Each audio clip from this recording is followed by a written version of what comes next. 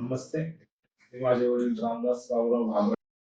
त्यांना गेल्या 1 वर्षापासून सतत गिळण्याचा त्रास, जेवताना उचकी लागणे, खोकला येणे, असा गंभीर प्रकारचा आजार झालेला होता.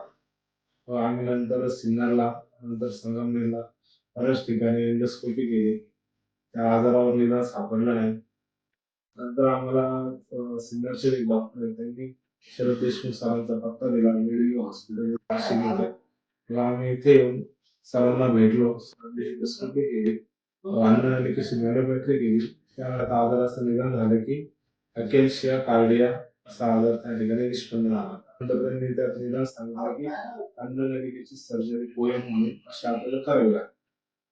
तर सरांनी ती सर्जरी केली, ती यशस्वी झाली. आज माझे वडील गेले 21 दिवस झाले पूर्ण ठीक आहे. कुठल्याही प्रकारचा त्रास नाही, गिळण्याचा नाही आणि कसलाच नाही. अजून पण आम्ही सरांच्या मार्गदर्शनाखालीच ट्रीटमेंट चालू आहे. यापुढे आम्ही सरांचे आभारी आहोत. धन्यवाद.